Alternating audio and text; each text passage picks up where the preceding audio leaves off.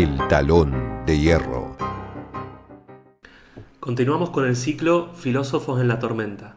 Y hoy, en El Talón de Hierro, vamos a hablar de un hombre entrañable, Howard Ferrari, y su pasión por la filosofía de Hegel y Marx. Y para ello tenemos una invitada de lujo, Federica Yerboski, la doctora en filosofía. Bienvenida, Federica, ¿cómo estás? Muy bien, muchas gracias por la invitación y por el interés no solo en la filosofía, sino en un personaje tan entrañable, como bien dijiste, como Howard Ferrari. Bueno, muchas gracias por estar con nosotros. ¿Podrías contarnos en primera instancia cómo llegó a tu vida la filosofía y cómo fue que llegaste a conocer a Howard y su obra? Bueno, la filosofía en mi vida particularmente tuvo que ver con mi formación en el secundario, sin duda. Tuve mucha filosofía, ¿sí? Siempre, fui una persona curiosa, ¿no? O sea, con muchos libros cerca, ¿no? Había acceso a libros en mi casa, biblioteca, y eso, sin duda que marca un montón de cosas. Y tuve buenas docentes de filosofía en el secundario y muchos cursos. Sí me pasó que, terminando el secundario y pensando en qué estudiar, en algún momento pensé en filosofía, pero dije, filosofía, era como, siempre ha sido una cuestión medio delirante pensar en estudiar filosofía. Pero yo terminé el colegio en el 2002, post-crisis, en la crisis, digamos, del 2001, ¿no? Puntualmente, y estaba todo rotundamente estallado, y también de algún modo había no sé si un fracaso, pero al menos una crisis de las profesiones liberales, ¿no? De lo que se suponía que funcionaba en el mundo y de las promesas de un montón de cosas. Y entonces, me acuerdo que en ese momento dije, si igualmente de algún modo no hay nada que asegure nada, voy a hacer lo que yo tengo ganas de hacer, que es estudiar filosofía, ¿no? Y a partir de ahí estudié filosofía. Bueno, esos años también muy álgidos post-2001 hace que vuelvan a salir un poco a la luz estos filósofos que habían sido olvidados, ¿no? Por lo menos en lo que era la provincia de Mendoza y las universidades. Ahí es donde ellos se vuelve a hablar de ellos. ¿Cómo conociste particularmente a Howard? Mira, en realidad particularmente a Howard no lo conocí ahí, sino un tiempo después, digamos, ya entrada en la carrera, particularmente en el ciclo que hubo en el 2006 de conversaciones con filósofos mendocinos, en el cual, vuelven a la Facultad de Filosofía muchos profesores, ¿sí? que fueron expulsados en la última dictadura cívico-eclesiástico-militar. Y entre ellos vuelve Howard, ¿no? Roy, que estaba en Mendoza, fue el único, digamos, que volvió y que se incorporó a la Facultad de Filosofía después de la última dictadura. Vuelve Dussel, vuelve Bazán, vuelve Howard. Yo lo conocí particularmente ahí, dio una conferencia y tuvo un particular interés por vincularse con los estudiantes en ese momento, ¿no? Tuvo mucho interés por saber, digamos, cómo era la carrera, cómo estudiábamos, en qué estábamos, qué pensábamos. Se acercó, se vinculó con nosotros, ¿no?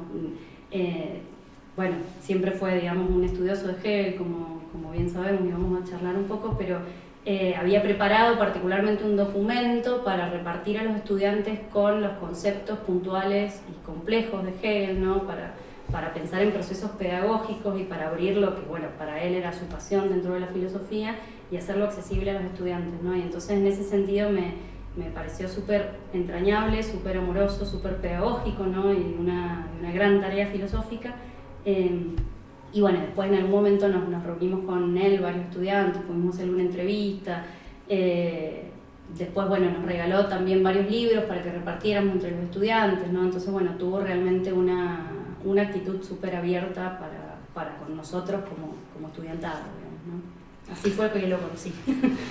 Y en lo que pudiste indagar y conocer, ¿cómo podrías describir quién fue Howard Ferrari y sobre todo cómo fueron sus primeros años, ¿no? ¿Cómo llega él a convertirse en el profesor del que después se va a hablar tanto, ¿no?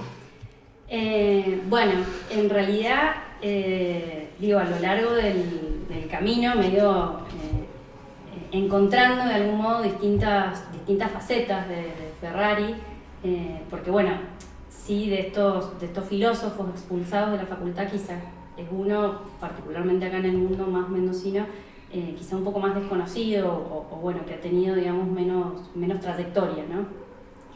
Entonces, bueno, primero a partir de los libros que nos obsequió en ese momento, bueno, ahí me fui, digamos, incorporando a su obra, y a partir de ahí, bueno, empecé, digamos, a buscar quién había sido, cómo había llegado. En ese sentido también le agradezco genuina y sinceramente a la familia que después, bueno, me fue abriendo, digamos, mucha de esta información, y bueno, el mismo Howard que en su momento nos respondió la entrevista. Si yo tuviera que definir a Howard Ferrari, creo que bueno, que es un gran filósofo, que es un filósofo súper estudioso,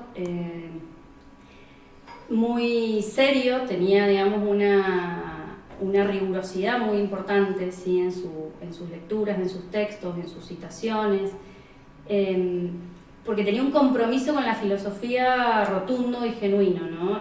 Y ese compromiso también se manifestaba en términos pedagógicos y era muy notorio, y creo que es un gran filósofo de la tradición filosófica clásica hoy para nosotros, ¿no? O sea, que sobre todo es Kant, Hegel y Marx, ¿no? O sea, en ese núcleo moderno fuerte, pero ese núcleo de filósofos modernos súper fuertes, a él le permitían, digamos, hacer una lectura de la realidad y comprometerse con su realidad y con su entorno, ¿no? Entonces, bueno, desde esos instrumentos y desde esa forma de pensar es que, bueno, que generalmente se vincula con su entorno y lo piensa, ¿no? O sea, piensa la filosofía como una búsqueda incesante de la verdad, ¿no? Y de la libertad. O sea, para él la filosofía es la búsqueda de la verdad y la búsqueda de la libertad, ¿no? O sea, y en ese sentido creo que bueno, que realmente lo logra o bueno, se encamina fuertemente en toda su obra, ¿no? O sea, de hecho él define la filosofía como un proceso de liberación, ¿no? O sea, dice, bueno, sí, si uno tiene que definir la filosofía es liberación, ¿no? O sea, en sus discusiones, digamos, en esos años, en los 60 y en los 70 fundamentalmente, ¿no? Con distintos profesores de la facultad, bueno, Roth, Dussel, Ceruti y demás, ¿no? O sea, de hecho él, o sea, lo sostenía en ese tiempo y lo vuelve a sostener tiempo después cuando vuelve, afirma, ¿no? O sea, si uno, o sea, dice, de hecho, la filosofía de la liberación de algún modo es una tautología, ¿no? O sea, porque si hablamos de filosofía, hablamos de liberación, ¿no? O sea, si no es liberadora, no es filosofía, ¿no? Para él. Vamos a tratar de entrar de lleno a una de sus grandes pasiones, ¿no? Una de sus grandes pasiones, que es Hegel. ¿Cuál es el Hegel que encuentra Roy? Porque encontramos Hegel, ¿no? Como al ser un autor clásico, cada quien tiene sus lecturas y sus interpretaciones. Sí. ¿Cuáles son los aspectos que él, bueno, entiendo que hasta ustedes como estudiantes le seguía recalcando y vos hiciste alusión a algunos conceptos? ¿Cuál era el Hegel de Howard Ferrari? Bueno, es un Hegel, yo creo, a ver, que Howard sin duda es un gran lector de Hegel. Bueno, de hecho la Jung le publica la traducción de los principios de la filosofía del derecho que hace Howard de Hegel, o sea, por lo cual es un gran conocedor de Hegel para llegar a traducirlo, ¿no? y a comentarlo. Y creo que sobre todo lo que rescata de Hegel, o el Hegel de Howard Ferrari, es un Hegel de la dialéctica, digamos, ¿no? Es un Hegel de un gran método, que para él justamente es ese método el que después justamente va a retomar fuertemente Marx, ¿no? Porque lo que para Howard está en Hegel es justamente un método de liberación, que es la dialéctica, ¿no?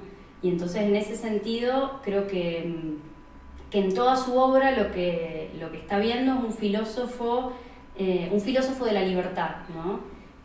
Un filósofo de la libertad, un filósofo de la universalidad también, y un filósofo de la totalidad, pero no una totalidad, o al menos en una parte de Hegel, digamos, ¿no? Bueno, que ahí hay diferenciaciones para hacer, una totalidad que no es opresora, ¿no? Sino una totalidad liberadora, una totalidad en la cual se suprima justamente la alienación, ¿no? O sea, él ya sin duda ve en Hegel la noción de alienación, y entonces está pensando que justamente a partir de la dialéctica y de los procesos, de las contradicciones propias de la historia y del pensamiento, porque para Hegel no hay distinción, digamos, ¿no? En esto se puede generar un proceso de reconciliación, ¿sí? Que sea liberador y que suprima la alienación, ¿no? Y entonces creo que sobre todo lo piensa Hegel como un filósofo de la libertad. ¿Y a Marx? Bueno, a Marx, entre todos los textos de Ferrari que le dedica mucho a Hegel y mucho a Marx, ¿no?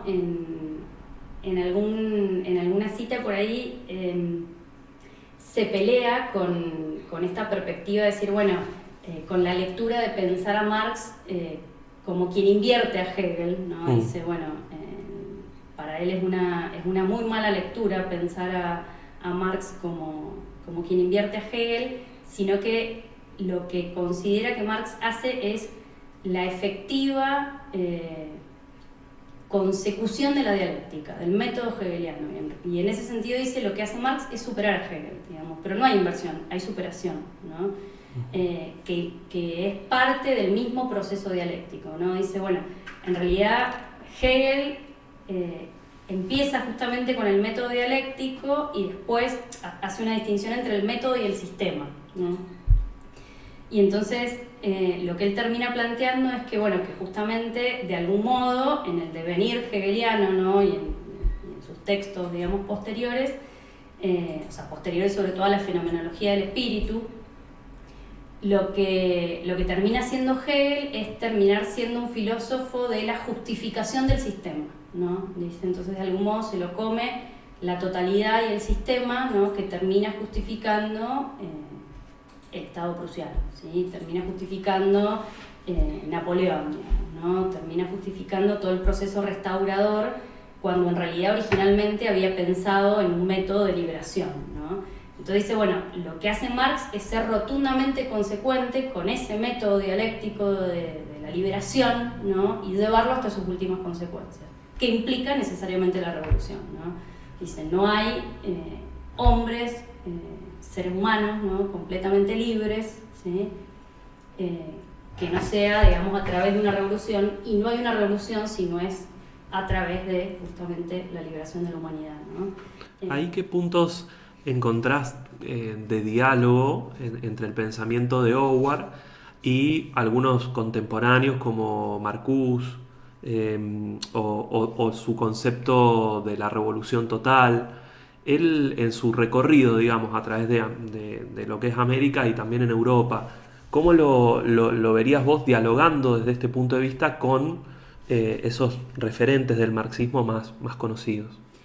Bueno, sobre todo dialoga con un montón, ¿sí? O sea, es un gran conocedor, digo, tanto de Hegel como de Marx, y entonces sin duda que dialoga con todos los autores fuertes, ¿no? De la época. Pero dentro de esas líneas, sin duda elige y sostiene la elección de la lectura que hace Marcuse de Marx, ¿sí? Bueno, de Hegel y de Marx en realidad, porque están en las dos, ¿no? Y entonces él sostiene que elige dentro de la época la lectura que está haciendo Marcuse porque le parece, o sea, primero porque no solo comparte la lectura, ¿sí? Sino que dice incluso es la que le permite entender otras lecturas posibles, ¿sí? Dice, Marcuse tiene la suficiente amplitud para poder entender otras lecturas posibles, tanto de Hegel como de Marx, ¿sí? Porque sobre todo es un gran conocedor de Hegel y de Marx, ¿no? Y entonces sigue muy a la letra las lecturas que hace Marcuse, ¿sí? Se distancia de las lecturas, por ejemplo, más altuserianas, ¿no? Y elige fuertemente la de Marcuse. En esta idea de razón y revolución, digamos, ¿no? De una razón que es revolucionaria y una revolución que es racional, ¿no? O sea, también está pensando en la lectura que hace Marcuse de Hegel y cómo continúa en Marx, de una unidad entre teoría y praxis, ¿no? Y creo que eso, digo, Marcuse, pero es muy propio de la Escuela de Frankfurt, ¿no? No hay, digamos, una disociación teoría y praxis, ¿sí? Y Howard creo que asume fuertemente eso, tanto en Hegel como en Marx y en esa lectura, digamos, que hace Marcuse y en su propia vida, digamos, ¿no? O sea, porque bueno, efectivamente era una intelectual sumamente comprometida con su tiempo y entonces no hay una disociación tampoco en él de filosofía y vida, porque bueno, de algún modo la filosofía es una instancia rotundamente vital, ¿no? O sea, no, justamente si no implica una instancia de liberación de la vida y de reconciliación de algún modo con la vida y de una vida digna y de una sociedad, digamos, en la que podamos vivir de manera justa, libre, igual, terminamos en una barbarie, ¿no? Que, bueno, un poco los planteos de sus últimos libros. Bueno, esto a él va a pagar un precio caro, ¿no? Va a pagar un alto precio por su compromiso entre la práctica y la teoría, su pasión por estas ideas revolucionarias. ¿Cómo nos podrías contar vos las experiencias de Howard con las dictaduras y los gobiernos autoritarios, ¿no? Porque fue expulsado en distintos momentos, ¿no? de la universidad. Sí, bueno, en realidad en términos así más históricos, Howard no nació en Mendoza, nació en Mar del Plata, ¿sí? Llega a Mendoza de la mano de los hermanos maristas, ¿sí? Y cuando llega a Mendoza empieza a estudiar filosofía, se inscribe en la Facultad de Filosofía y bueno, ahí se enamora, ¿sí? De una profesora de historia, o sea, de una estudiante de historia en ese entonces, y deja los hábitos, ¿no? Y bueno, se casa y forma una familia. Venía de formación católica, Venía entonces, de formación católica, practicante. Católica y sumamente practicante, ¿sí? Pero bueno, con el devenir de la vida, de hecho, termina en una perspectiva bastante opuesta al catolicismo, ¿no? Y en general a las perspectivas religiosas, ¿no? O sea, y me parece que su compromiso con la libertad, en términos, digamos, prácticos y teóricos, ¿no? Tiene mucho que ver con eso, ¿no? Ahora vuelvo, digamos, al derrotero, digamos, vital, pero en ese sentido tiene toda una línea de estudio sobre Kant, por ejemplo, ¿no? Porque, bueno, para él también es un filósofo sumamente antidogmático, Kant, y es lo que le permite, digamos, un poco distanciarse de una perspectiva más dogmática, religiosa, ¿no? Bueno, estudia, digamos, filosofía acá en Mendoza, termina de estudiar filosofía en el 51, ¿sí? Y a partir del 52 empieza a trabajar como adjunto de Mauricio López, ¿sí? En la cátedra de Introducción a la Filosofía. Y también trabaja en la Escuela del Magisterio junto a Mauricio López y generan una modificación de algún modo, o sea, no eran los planes de estudios, digo, pero de la currícula del magisterio. En el 55, con la revolución libertadura, como le llama él, como menciona en la entrevista que le hicimos, lo expulsan de la facultad, ¿sí? Y después vuelve en el 62, ¿sí? Después gana un concurso, o sea, vuelve, digamos, a su cátedra de introducción y gana un concurso después de filosofía de la historia, ¿sí? Y entonces él termina siendo titular de filosofía de la historia. Tiene una estancia, tiene dos estancias en Alemania, ¿sí? Se va a estudiar a Heidelberg, filosofía, digamos, clásica alemana, Hegel, Kant, Heidegger, digamos, también sin duda es parte de los autores de la época, ¿no? O sea, tiene clases con Gadamer, con Habermas, ¿no? O sea, está en todo ese mundo con con costos, digamos, fuertes, originalmente, porque bueno, no habían becas, irse a estudiar no era sencillo. Parece que tuvo un criadero de pollos y que a partir de ahí, digamos, junta dinero para poder irse a Alemania a estudiar, ¿no? Después sí tiene una beca Humboldt, que después todos esos contactos, digamos, con Alemania va a ser parte de lo que después le posibilita irse en la última dictadura.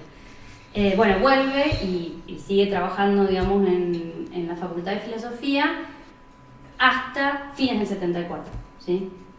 A fines del 74 le ponen una bomba en su casa, ¿sí? Le ponen 2 bombas en su casa, una a fines del 74 y otra a principios del 76, él todavía no estaba, ¿sí? Pero a principios del 75 uno de sus hijos lo habían, digamos, detenido, ¿sí? Militaba uno de sus hijos y lo habían detenido, y entonces él va a buscar a su hijo a Buenos Aires porque supuestamente lo iban a liberar, estaba en la superintendencia de la Policía Federal en Buenos Aires. Entonces supuestamente lo iban a liberar y él va a buscar a su hijo, y cuando en realidad va a buscar a su hijo lo detienen a él. Y bueno, está unos meses preso en Devoto, y como en realidad los había, tanto su hijo como él, digamos, estaban detenidos, todavía oficialmente no había empezado, digamos, el proceso y estaban blanqueados. De hecho, bueno, están esos documentos, digamos, el acta de detención, ¿no? Y quedan a disposición del Poder Ejecutivo Nacional, es toda esa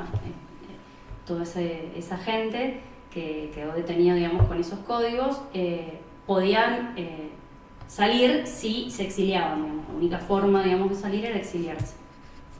Y entonces, bueno, a partir de ahí él, sobre todo con sus vínculos, a partir de sus vínculos con Alemania, logran justamente una carta de invitación y una forma de salida hacia Alemania, y también, digamos, más allá de que él se había corrido, digamos, en las instancias religiosas,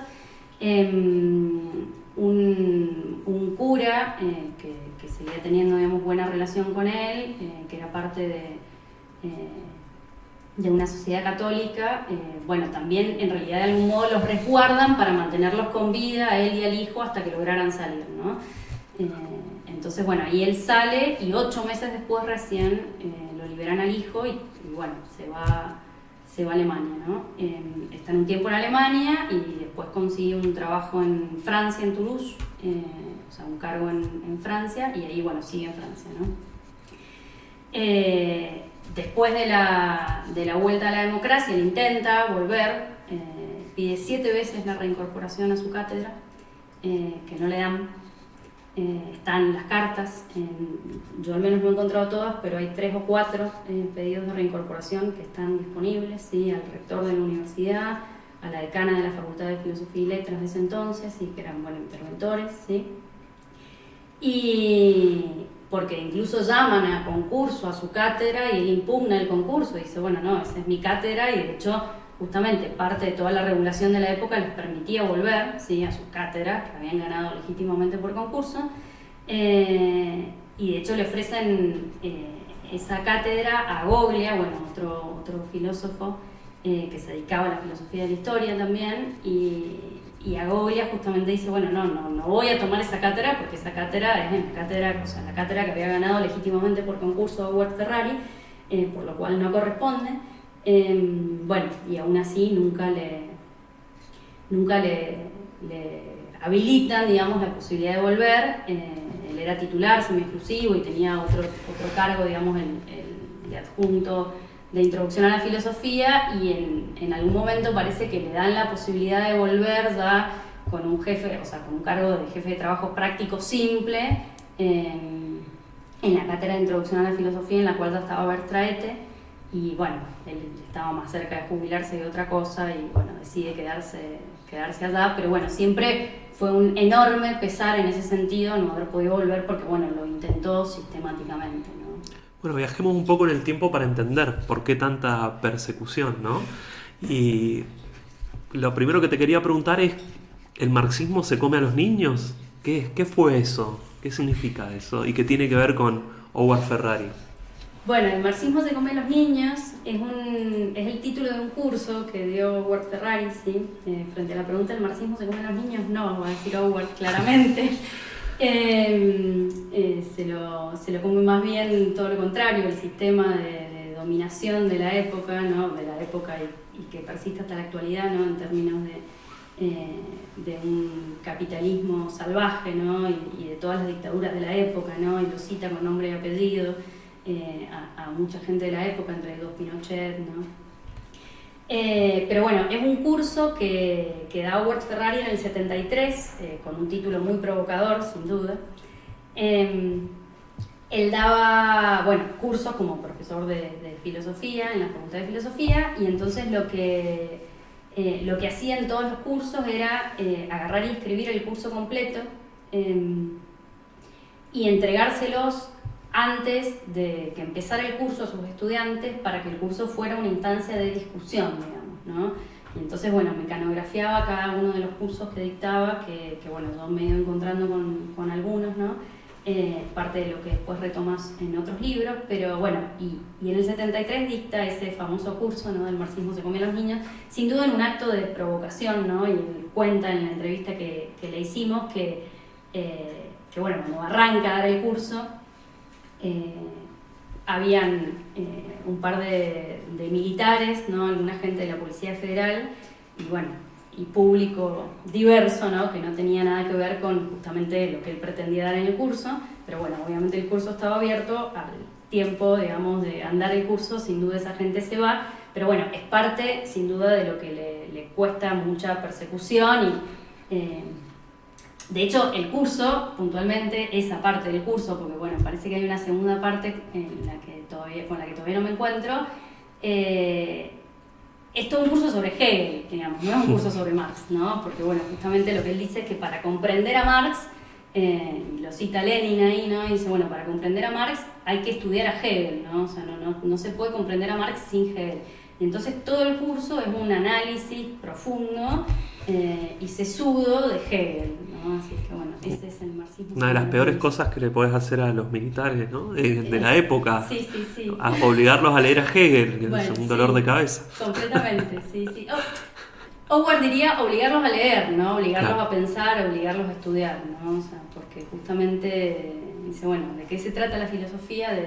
De pensar y de pensar contra las ideologías, ¿no? De pensar en ese sentido contra el sistema, de pensar contra todo el sentido común y contra todo el dogmatismo impuesto, ¿no? O sea, eso es para él la filosofía, ¿no?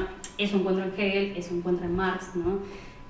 Pero bueno, sí, es un curso muy, muy provocador, pero que particularmente, al menos esta primera parte, digamos, no se aboca a Marx, sí después, sin duda, ¿no? Y un gran conocedor de Marx y particularmente se centra en la línea de los manuscritos de Marx en los cursos siguientes que dan esos años, ¿no? O sea, por lo cual, digo, para la época, sin duda, eran enormes motivos de persecución y hostigamiento, ¿sí?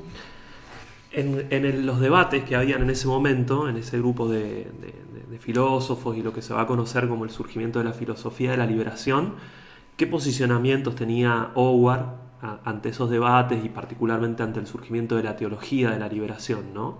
Sí.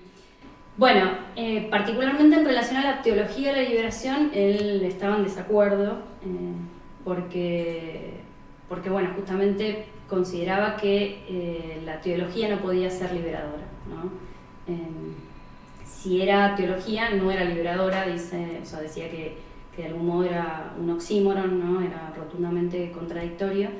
Entonces, en ese sentido, bueno, va a tener, digamos, discusiones con Dussel, ¿no? Y distanciamientos particularmente con las perspectivas, por ejemplo, de Dussel.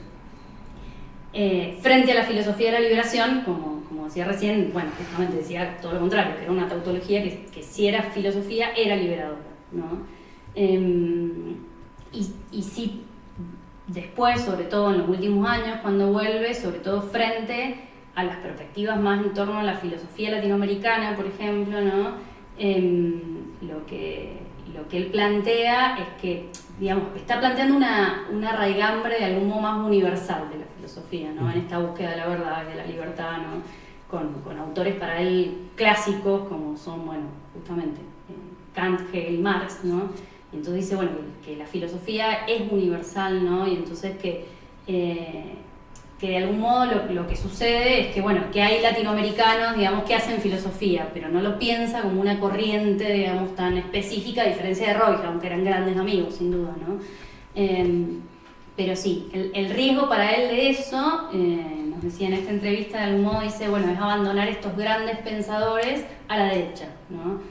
Despreocuparnos de estos grandes pensadores por dedicarnos a otras líneas, para él más particulares, ¿no? Entonces dice, bueno, y regalarles por ahí estos grandes pensadores a la derecha que pueden hacer múltiples interpretaciones muy complejas, ¿no? Entonces, bueno, por eso se abocaba fuertemente en esta línea. ¿Qué le dirías a los estudiantes de hoy, a los jóvenes que se acercan a la filosofía y demás, sobre la posibilidad de encontrarse con autores como Howard Ferrari? ¿Qué te parece que transmite de importante, de vigente, de movilizador en una época como la actual? Bueno, creo que primero que Howard Ferrari es un gran filósofo, un gran pensador, que es nuestro, además, ¿no? Que estudió aquí, que ha sido parte, digamos, de nuestra historia. Que bueno, que también está bueno reencontrarse con eso que en algún momento fue la Facultad de Filosofía, ¿no? Con esos pensadores que fueron parte de nuestra historia, que cambiaron muchas cosas, ¿no? Y por otro lado, que bueno, que es un gran pensador, que es sumamente riguroso, estudioso, que además es muy didáctico, con todo lo que puede ser de didáctico, digamos, entrar en autores complejos como Hegel y como Marx, ¿no?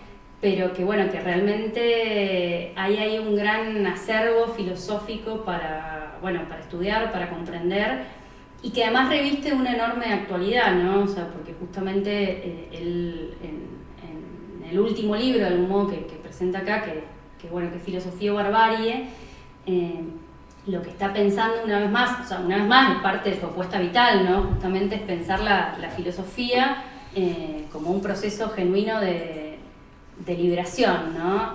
Pero bueno, es rotundamente actual, está pensando, digamos, en todos los procesos del colonialismo, en las guerras, está pensando, digamos, cita, no sé, a Césaire, y está pensando en todos los procesos, digamos, también del colonialismo en América Latina, está pensando en la guerra de Irak, Irán, ¿no?